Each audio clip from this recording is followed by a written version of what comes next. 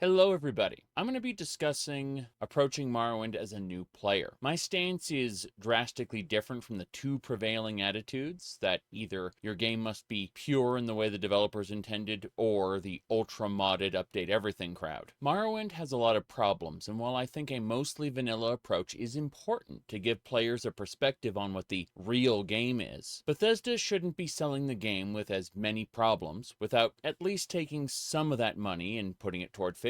This isn't how the industry works, of course, but we still get to be morally judgy about it. While such a thing as a complete product does exist, such a label should be reserved for something a little more put together than Morrowind. So we'll divide this video into parts, and you can click through the video description depending on what part you need. The first part of the video will be fixing the engine. The second part will be fixing the content. Both parts will be focused on keeping the game as vanilla as possible while doing that. Part 3 will be character creation suggestions. Part 4 will be some general suggestions for early gameplay. And Part 5 will be optional mods you could use to enhance your experience, but could progressively compromise the original vision of Morrowind to do it. And we'll have some other things to say that are general tips. So let's talk about after you've installed Morrowind. This guide is assuming you're using the Steam, GOG, or disc Game of the Year editions. You may have some trouble following along if you're using the original disc version of the game without the expansions. That is an earlier patch and won't be compatible with the first method we're going to discuss. So as I mentioned, Morrowind is a buggy game. Some of the issues are on the engine level, and that's what we're going to look at first. There are two solutions to this. The first and most popular option is called the Morrowind code patch. This is used to fix the worst issues with the game and bring it into a semi-stable state. A lot of the options in this patch will take it well out of the range of what is vanilla, however. So be careful with what options you pick, or you may not be playing a vanilla-friendly Morrowind anymore. The advantage of the code patch is that it is compatible with the Morrowind script extender for some of the more detailed modding you can do. Simply download the code patch into the Morrowind folder and run it. The bug fixes inside will make the engine much more stable and less prone to save corruption. The second option for Morrowind's engine is to replace it entirely. This is the option I personally prefer. The OpenMW engine isn't owned by Bethesda, but rather built from the ground up to be able to run Morrowind. There's even a mobile port called Open Microwave if you want to play Morrowind on the go. And additionally, there's a fork of OpenMW called Test3MP, which is a fully multiplayer capable version of Morrowind and doesn't resort to any kind of hacky workarounds that programs such as Skyrim Together are forced to do. Test3MP is slated for full integration into the core OpenMW at some point in the future, so expect this part of the video to have aged out in a number of years. Unlike the code patch, OpenMW is even more crash resistant to the point of being next to uncrashable for the average user, barring hardware problems, like your CPU, motherboard, or RAM being faulty. Additional issues inherent to Morrowind, like having too many objects in one area causing issues, or save file corruption and bloating, are practically non-existent in OpenMW due to how it handles save files being completely different from vanilla. OpenMW can be installed anywhere on your system and only needs to be pointed toward the Morrowind data folder. Using the append function in the files section of the launcher, you can add extra data folders, keeping your game vanilla while still adding mods in it without the use of any external mod managers. Both solutions, the code patch and OpenMW, can run standard Morrowind mods, although for more advanced modding, OpenMW and the code patch both have their own ups and downs. And while a technically superior engine, OpenMW has higher system requirements than vanilla Morrowind. One of the most popular survival mods, Ashfall, only works in the script extender, and there are now mods coming out exclusively for OpenMW that will not work with the script extender. So now that I've laid out both options, what is the best option for a new player to use a minimal loadout? Well, that depends on if you're running a really old, lower powered PC. In that case, the code patch is your best bet. Whereas anything a bit newer, you should consider OpenMW. Now we're moving on to the content. Morrowind has a lot of broken quests and problems that are not specifically engine related, but rather exist within Morrowind's data files. For Skyrim users, there is a pretty famous Skyrim unofficial patch by Arthmore, among others, and it's well known for overreaching its fixes to not just bugs, but overzealously rebalancing the game, removing exploits people enjoyed having access to. Full disclosure, I actually like the majority of the fixes in Skyrim's unofficial patch, but the goal here for this video is to keep things as vanilla as possible, so that approach won't do. Originally, Morrowind had the exact same problem in the case of the Morrowind patch project. Thankfully, a savior came along in the form of the patch for purists, which goes to lengths to avoid any balance changes and spins off any debatable changes into a semi-purist fixes plugin that you don't have to enable. Fully compatible with both the code patch and OpenMW, the patch for purists should be a mainstay in every Morrowind loadout to avoid bugged or broken quests. Next up is the Morrowind optimization patch. Regardless of which engine you use, Morrowind gets some performance problems, and those are caused by 3D model or mesh errors. This mod should have no visual impact on the game whatsoever, and all you should notice at all is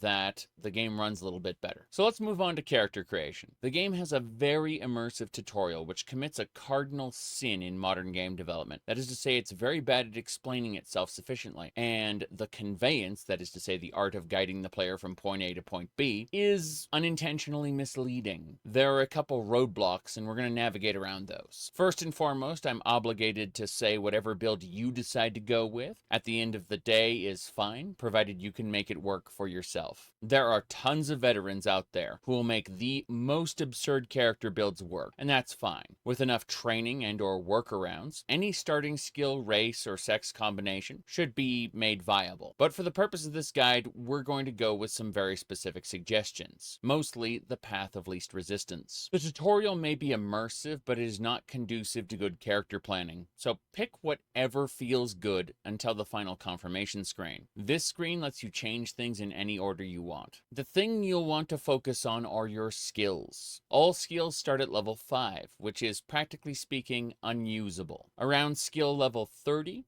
you'll be able to reliably use a skill, and at 50, you are competent in it. There are exceptions, skill boosting items, item effects, and more, so this isn't set in stone. It's more a set of guidelines to understand character creation. Hitting these breakpoints will not ensure success in combat. That depends on other favors as well. But let's stick to skills for right now. So while all skills start at 5, your major skills get plus 25, your minor skills get plus 10, your specialization adds plus 5 to all skills under that umbrella, and the race you pick will also modify those skills further. Next up are favored attributes. They will each give you plus 10 of the attribute you pick. You'll notice that skills have a governing attribute in addition to that attribute's primary function. Make sure to pick your favorite attribute as the governing attribute of whatever your primary weapon skill is going to be. Strength is how hard you hit, how much you can carry. It is also the governing attribute of long blades, the most common weapon type in the game. Agility affects how often you'll land a hit in concert with your weapon skill. Agility also affects how much fatigue you have. This is important. A common combination for new players is strength and agility. That would greatly aid in the landing and damage of the attacks you do. However, also consider strength or agility plus endurance to get more health per level. Endurance is also the governing stat of heavy armor, medium armor. The way armor skills work is the heavier the armor, the more of your inventory it's going to take up. So heavy armor should always be coupled with a heavy investment in strength. Unlike Skyrim, that has a damage reduction cap that either light or heavy armor can hit, heavy armor is objectively better than any other armor, provided you can afford the carry weight. Medium armor is a compromise, but still very protective. The real downside is good medium armor is the rarest you're going to find in the game without resorting to murder. Light armor, on the other hand, is governed by agility and is far more common to find than medium armor. This synergizes well with any weapons that are governed by agility. The final option is unarmored, which is governed by speed. It is checked whenever you have a spot on your body that isn't wearing armor. This is for players who like to have their head uncovered by a helmet or want to roleplay a classical wizard. The only other penalty besides carry weight consumed for having heavy armor is your run speed. You're going to go a lot faster with unarmored or light armor than you are with heavy armor. Now for some alternative stats you could pick. If you have a lot of magical skills, then intelligence is a good pick to increase your magical pool by a fair amount. This choice stacks with your racial and your birth sign bonuses that also increase your magic pool. Wisdom will help you successfully cast, but like with combat, there is actually a formula in play that checks your stamina and other factors. Remember, when it comes to use of magic, you don't actually need to be a spellcaster yourself. You can accumulate magical items that will cast spells for you from quests and locations. These enchanted items are not like later Elder Scrolls games in the sense that they are self-charging. Just wait a few hours, and they'll get their charge back all on their own. That doesn't mean that hybrid characters can't be super strong, but you have tons of options to use magic and not be a magical character. An often undervalued skill you should look at for a new character is athletics. For some who don't know, athletics combined with your speed stat will govern how fast you can go and how much fatigue you spend while going. Unlike most skills that require you to actually do something, athletics is checked constantly. Exploring the world, that's using athletics. Moving around to fight enemies, that's using athletics. Doing fetch quests that have you acting as a courier not fighting at all, that's using athletics. If you invest in athletics, you are going to get consistent speed gains and level progress for doing basically nothing. If you tell this to a min-maxer, someone who wants to have the absolute best stats, they will scream at you that you are not leveling optimally by doing this. But for a new player, min-maxing should not be a consideration. Provided you don't do something absurd while leveling, like only raising one skill, you should find yourself getting stronger as you progress, especially if you make sure that you are leveling up your primary weapon skill beside athletics. Speaking of min-maxing, alchemy is busted. Potions do stack. You can make intelligence potions, then chug them to make more powerful and more valuable potions to break the economy, or to increase your stats so high that you can one-shot an enemy. If you want easy mode in Morrowind, just go alchemy. Enchanting is also a broken skill, but it requires that you soul trap sufficiently strong targets in sufficiently powerful soul gems. Once you do, a constant effect enchantment or two will break the game.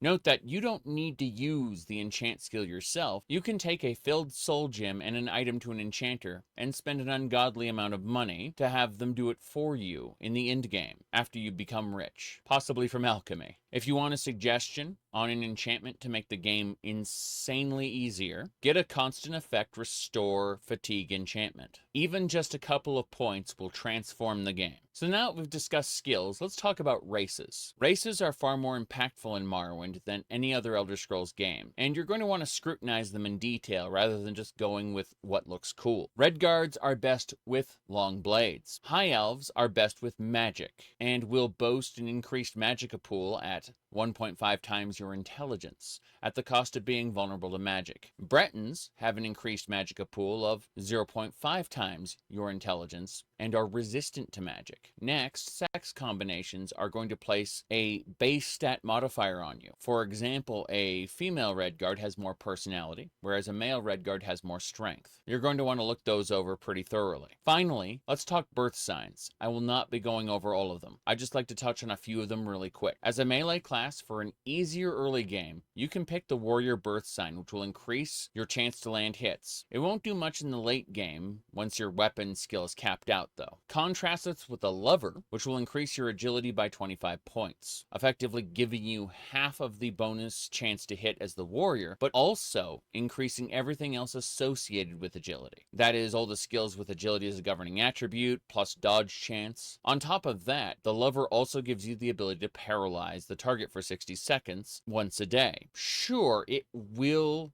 drain your fatigue, but you can just pop a potion or use that time that the enemy is paralyzed to run away. While I believe the lover to be the superior choice, there are tons of utility birth signs. One among them is the steed, and the steed's benefits will persist through the athletics and speed stat caps. That said, for a brand new first-time player, I would recommend highly being a male Redguard with a strength favored attribute and a lover birth sign, with major skills being Longblade and Conjuration to summon a bound longsword, and a greater Bonewalker as an off-tank that damages the strength of your enemy. Note that a lesser Bonewalker only sap the strength of the enemy until it's unsummoned, whereas a Greater Bonewalker will permanently damage the enemy's stats, and that damage persists after the summon is killed or expires. But let's say for a second you want to be a wizard and not a fighter. First, I don't recommend it for a first-time character at all. But let's say for a moment you just can't help yourself. There are 3 Magicka birth signs to look at. The first is the Mage. Like the Breton racial bonus, it fortifies your Magicka by 0.5 times your intelligence. This can turn a non-magical race into one that is at least able to cast basic spells, but more importantly, it stacks with racial bonuses. This is my preferred birth sign for a High Elf Wizard, since it complements their existing Magicka pool. Next up, with the Apprentice, just like the High Elf bonus, grants 1.5 times bonus to Magicka, but also makes you weaker to magic just like being a High Elf. You can absolutely apply this to a High Elf and double up the bonuses and vulnerabilities, but I've found it's most beneficial to apply to a Breton and double dip the Magicka bonus while only canceling out their natural magic resistance, leaving you like any other race as far as magic vulnerability goes, aka none. And thus you can have a Breton Wizard sporting a healthy Magicka pool without any extreme downsides. This Breton Wizard combo is my favorite spellcaster for Morrowind. Finally, we have the Atronach, and while it does take your intelligence ×2 as a bonus to Magicka, it also renders you unable to regain Magicka normally. However, you will gain a constant 50% Magicka absorb, meaning that you can regain your Magicka by being attacked by magic. This is not in any way recommended for new players because you have to be very deliberate with hoarding potions and letting enemies cast spells at you in order to get your Magicka back. If you are in fact committed to this insane playstyle, try summoning an Ancestor Ghost and then attacking it 3 times to get it to attack you. It will use magic, so you can absorb its spells. I personally have found this playstyle very uncomfortable, and you won't run into a whole ton of wizards in the early game in a standard non-modded playthrough. But the game Morrowind allows you to do many different things, including attempting a thief playthrough. But in the vanilla game, that's for crazy people. The actual stealth mechanics are virtually impossible early on to make work without substantial magical backup. You want a high-powered chameleon spell before you consider using stealth, and without fixes such as the code patch or OpenMW, the pickpocket skill is utterly broken to the point of being virtually unusable. So between melee, ranged, or magic, I definitely recommend a new player use melee. Ranged characters should have some kind of melee backup weapon that uses the same stats, such as a short blade, for example, since you can run out of arrows and enemies can get into melee range and make things difficult for you. For a magic-oriented character, I'd recommend a blunt weapon so that the player can use magic staves as a backup weapon. Or if you don't care about theme, really anything as a backup weapon, since you can run out of magicka and you will want to still be able to defend yourself. I hope this information has been helpful in character building. There are many other videos out there that go into way more detail than this one, but I built this specifically to give some overt suggestions, not necessarily explain the entire process in excruciating detail. So now we're going to go over parts of the tutorial and the early game, some of which are most certainly exploits and others just general suggestions. Let's start off with a little bit of early money. It's nothing massive, but it certainly helps kickstart your adventure by getting you kitted out with basic gear. So let's assume you've clicked through and completed the character creation. The man says, collect your papers to get your release fee. Go to the table and grab your papers. The moment you do, you're in a limbo state. You will not be arrested for crimes you commit, yet. You can, if you want, get a leg up on the game. You can leverage this early game state. Grab an item, such as the expensive limeware platter on the wall. The instant you do, the guards will scream, run over to you, take the item from you, and issue you a stern warning. That item will end up in the evidence chest and be inaccessible to you.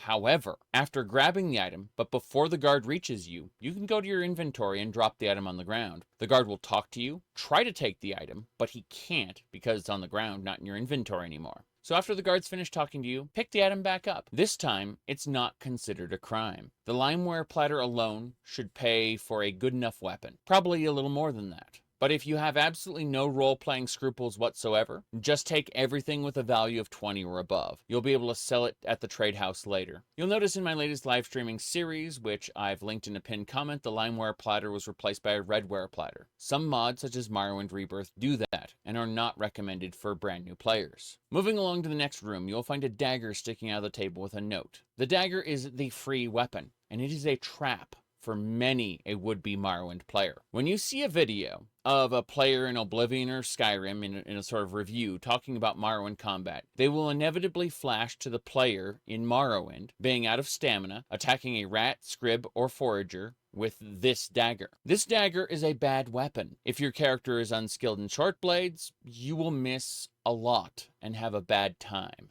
Yes, the game gives this to you as a free weapon, and for almost every build in the game, it is horrible. This is bad game design and will lead the player down a path, a trap of bad combat. Pick it up, sell it at the trade house, buy something better. The tutorial will have you pick up an engraved ring of healing from a barrel. This ring is very handy, but you should give it to the wood elf outside the census office. You will get the ring back in a moment. Go to the trade house. That wood elf was a friend of the man running the trade house, and because the wood elf got his ring back, the man running the trade house has a disposition bonus now. Disposition is how well an NPC likes you. Dialogue options, quests, and prices are all affected by it. You can use your persuasion skill to permanently boost or, if you fail, lower this score. You can cast illusion to temporarily adjust that score. Point is, the better this guy likes you, the more money he'll give you for the stuff you stole from the census office. Just that limeware platter alone should be enough to get you started on a basic weapon that you're skilled in. If you have some extra money, maybe armor or potions wouldn't hurt. But once you're done, it's time to get more money. From there, you can go upstairs and talk to a Nord who will want you to find the Wood Elf's hiding place. Complete that quest and you'll get a good chunk of money and that engraved ring of healing back. This ring is a decent source of healing for the start of the game, and like all Morrowind enchanted objects, it will regenerate on its own over time. You can just rest or wait for a few hours and that ring should be recharged. Whether or not you decide to complete the quest and hand the money over to the Nord is entirely up to you. Now moving along, you know the way the main quest told you to report to Caius Cosades? Once you go there, he'll give you some money, and then provided you're still level 1, he'll tell you to go establish a cover life for yourself. Unlike Oblivion or Skyrim, there is no world-ending crisis yet. You are given permission to go off and do your own thing, so nobody suspects that you're a spy for the Imperials. The main quest will occasionally, between quest steps, give you permission to just go off and do what you want. It will encourage you to go off and do what you want. The game wants you to join other factions and explore, and reminders to do that are built into the main quest. Next up, the Balmora pawnbroker should sell you a silver sword at a discount. That's because the sword is heavily damaged. You can go to the Fighters Guild and use their supply of chests, repair hammers, or pay the Red Guard there to fix it for you. Special materials such as silver or enchanted objects are required to damage ghosts. Plus, it's always good to have a backup weapon. For magically oriented players, you'll want to go right into the Mages Guild as soon as possible and buy spells and use the Spellmaker to tune those spells to your desired spell strength and magicka levels. The Mages and Fighters Guilds in Balmora are an excellent place to get started on questing, as their quests will be aimed at low-level players. If your character meets the requirements to join, you should do a few of both of their quests before moving on with the main quest. Now, before we wrap this section up, if you decided to pick up alchemy as a major skill, you should leave Balmora going north. Follow the road to Caldera. The Caldera Mages Guild has a Master Alchemy set unguarded in a tower. There is a Grandmaster set scattered around the world, but Master's good enough to break the game. So, on to the final suggestion. The Tribunal expansion pack is a problem. It was designed for characters who had completed their journey through the main quest of Morrowind, and the inciting incident is you getting attacked by a Dark Brotherhood assassin. Insufficient planning was put into what would happen to a newly created character, and as a result, brand new characters will be attacked upon sleeping. Veteran players of Morrowind will tell you to kill the assassins and steal their gear for an easy revenue stream. You can do this for one of the better light armor sets in the game as well. However, there are a few problems farming them. Firstly, if your player's skill or character build really aren't up to snuff, expect to be killed. Secondly, the Tribunal expansion only really makes sense after you've gotten a certain distance into the main quest. Firstly, assuming you are willing to be harassed by assassins, and you are skilled enough to kill them, selling their gear rather unbalances the game. I mean, you will probably be unbalancing the game yourself a bit later, just in less intrusive and less tedious ways. Whenever an assassin shows up, you can hit the tilde key on your keyboard, that is to say that little wavy line key next to the 1 and tab buttons to open the command console. Click on the assassin and type disable, then hit enter to remove them from the game whenever they pop up. If that feels a bit cheaty, it is cheaty, but that part of the game is just busted. Now, far and away the best option is a mod called Expansion Delay, which used to be an optional plugin that came with the patch for purists, but was, in the spirit of the project, spun off into its own mod as the impact on the base game was too significant. Expansion Delay, as the title suggests, will push the Tribunal expansion pack back down a significant portion of the main quest, which makes a lot more sense,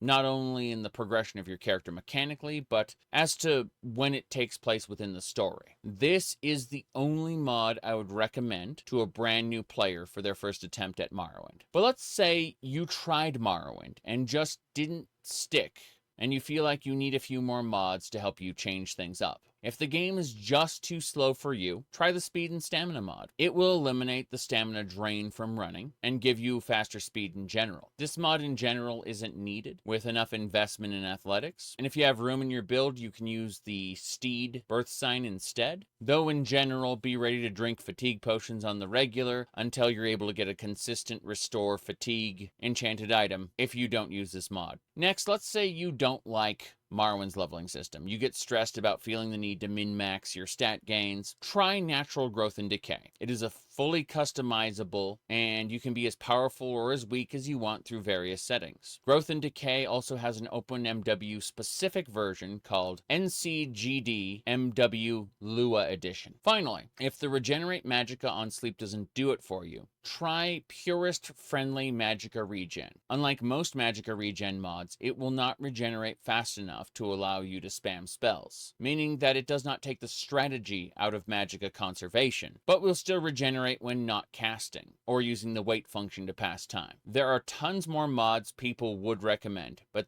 these are the ones that I would suggest for someone who has lightly bounced off of Morrowind and is just looking to make the experience slightly more enjoyable. There are many aspects of character creation, gameplay, and powerful objects I didn't go over, because quite frankly the game can become boring for some people if they immediately have the best in slot items, though the game does give you the ability to go get those best in slot items right away. Instead, I focused on giving new players the tools to enjoy the game in a myriad of circumstances. Those who originally played this game back in the day and age before wikis can sometimes forget the modern gaming sensibilities have changed. And if you go into a classic RPG like Morrowind with the expectations of a game like Skyrim, you're most likely going to have a bad time. Bonus round, everyone. First up, how to play instructions. First and foremost, every single action you take in Morrowind is governed by fatigue. Everything from swinging your weapon, to casting a spell, to prices you get from buying and selling. The idea is when your fatigue is empty, the game is simulating you being out of breath, you being winded. So before you perform any action, wait or rest 1 hour to fill up your fatigue. See an enemy in the distance?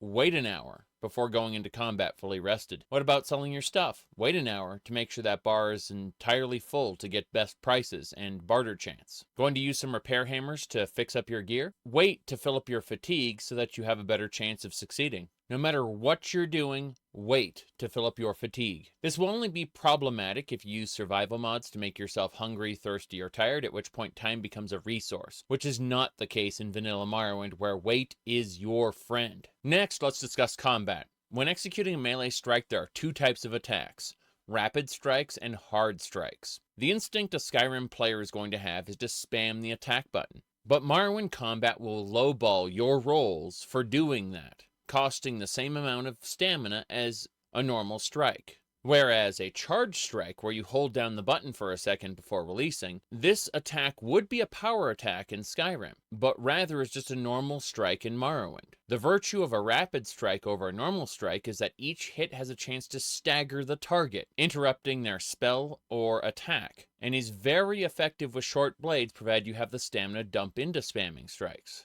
That said, for the vast majority of melee users, holding down the attack button for a second and releasing is the optimal way to do melee combat, giving you the most efficient use of your fatigue to damage output. Next up, and I've been purposefully vague on where to find things up until now because 2/3 of the fun of Morrowind is exploring and stumbling upon things, but because constant effect enchantments are a big part of getting godlike power in Morrowind, sure, alchemy lets you break the game and the economy temporarily, but having a constant effect enchantment basically lets you set the game into easy mode. A mega exploit I tend to use mods to disable, but is a great time for new players, is a shortcut to getting constant effect enchantment gear. The Summon Golden Saint spell through Conjuration is one of the strongest summons in the game, but did you know you can cast Soul Trap on a Golden Saint summon and trap its soul in a soul gem? If you find yourself running low on Grand Soul Gems, Azora's Shrine in the southeast corner of Vardenfell has a quest that will net you her star, an unlimited use Grand Soul Gem. The last tip, and this is a bit of a real spoiler, but necessary to avoid headaches. Many factions have mutually exclusive quest lines. That means if you do a certain task, you will lock yourself out of other content from other factions. The rivalry that confuses people the most is the Fighters Guild and the Thieves Guild. If you want to do both, you're going to have to weave between both factions and then peel off and do the Aldrune branch of the Fighters Guild and not the Master branch of Vivec, as the Vivec branch of the Fighters Guild will want you to wipe out the Thieves Guild. The Aldrune branch has an alternative ending questline for you. There is no harm in making a ton of backup saves if you think you're doing something that might wreck your progress in the other faction. So now that the general tip portion is over, let's wrap up this video with some content mods that will massively expand the game without changing the core gameplay. First up are the official plugins. Morrowind developers made these plugins themselves in order to test and showcase the software development kit they shipped with the game. And while they used to be freely downloadable on Bethesda's website during Morrowind's era, and you can still get those old versions on UESP, the unofficial Elder Scrolls pages, they have since been replaced with fixed versions by the community. There are several fixed versions you can download, but my recommendation is the Bethesda official plugins Naturalize. This single plugin replaces all of the official plugins and implements them more cleanly into the game space, as not out-of-place additions, but more seamless integrations, with fixes to bugs that the plugins initially introduced. Although the official plugins do a variety of things, one of the biggest additions is the Siege event and dungeon of Firemoth Island, a mid to end game adventure you can start off by talking to Stellus Gravius in the office at the start of the game. Moving on from the official plugins, however, next up is Morrowind Advanced, a mod by the Morrowind developer Gary Noonan, later updated and bug fixed by the community. While this plugin does add 2 new dungeons to the game, its primary function is to add encounters and a new tier of old monsters to Morrowind. Let me explain. So unlike Oblivion or Skyrim, where animals or monsters have many tiers of level scaling, Morrowind has exactly 3. And Morrowind's level scaling is not strictly adhered to, meaning you can still encounter the lesser variants as your level increases. Your level increases merely unlock the higher ranks of monsters. These 3 ranks are normal, diseased, and blighted, blighted being the highest tier. Morrowind Advanced, in addition to adding brand new monsters encountered in the wilderness, also adds a 4th tier of scaling. The naming convention depends on the monster, but they can be identified as Elder, Mastiff, or Rabid. Now, the new encounters added by Morrowind Advanced can be jarring for a low-level player who has just crossed the level threshold to unlock them, so bear that in mind. Also, as it doesn't change any existing quests, there is no harm in adding the plugin later to OpenMW, although you should always be careful about adding or removing mods to the vanilla engine via the code patch mid-playthrough. Typically, when you're running the vanilla engine, you're going to want to kind of lock in your mod loadout before you actually commit to playing the playthrough, as the vanilla engine can get a little unstable when you add or remove mods. The final plugin to look at from the Morrowind developers would be Fresh by Douglas Goodall. Unlike the others that were made when Morrowind was new, Douglas revisited Morrowind in 2023 and made 30 new low-level quests. So while afresh is new content made 20 years after Morrowind was made, it was made in the spirit of Morrowind by one of Morrowind's developers, which is why I'm including it here. Now, moving on from Morrowind's developers, the final content mods I'm going to talk about are from the community and not Bethesda. First and greatest of all would be Tamriel Rebuilt, which adds huge chunks of the mainland Morrowind in a style consistent with the lore of Elder Scrolls 3. Tamriel Rebuilt does not have an interconnected main quest in the way Vardenfell does, but rather it is for location-based, faction-based, and independent side quest adventuring. The mod contains high-quality content in amounts surpassing vanilla Morrowind. Basically, by installing this, you will have over twice the landscape to explore. It's usually updated about every 6 months with more content, and there's no sign of it ever being finished, which isn't really a problem since all of its releases are in self-contained chunks, meaning that with every update, there is a new location complete with its own quest lines to go check out. The content is well regarded enough that the best wiki for Elder Scrolls, UESP, actually contains articles on it. Now be mindful of the mod page for Tamriel Rebuilt and check out the guide for registering your BSAs. This just means you have to edit a text file in the Morrowind folder or in the OpenMW configuration folder to include 2 new data files not included in vanilla Morrowind. The guides are pretty straightforward, so you shouldn't have any problems. Once installed, you can visit the mainland of Morrowind by talking to travel NPCs in Ebonheart or Vivek's Mages Guild. Next up is Skyrim Home of the Nords. This adds a travel NPC to Dagon Fell that will travel you to an area near the massive cities of Karth Wastern and Dragonstar. Much like how Tamriel Rebuilt operates on Elder Scrolls 3 lore and not that of the Elder Scrolls Online, Skyrim Home of the Nords is based on Elder Scrolls 3 and not Elder Scrolls 5.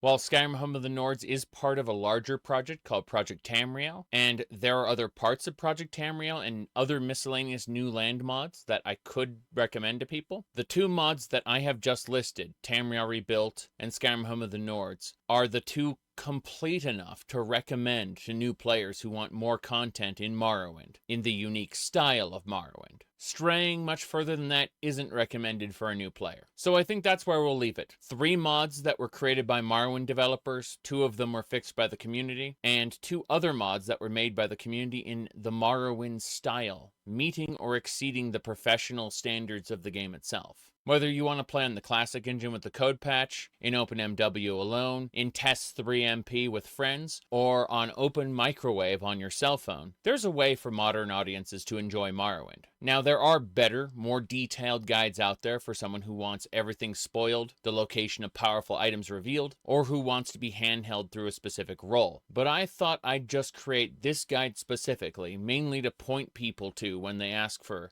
help getting started with Morrowind. My goal is mostly to leave the discovery of the main story and the discovery of the different items and locations up to players, since exploration is what I enjoy the most.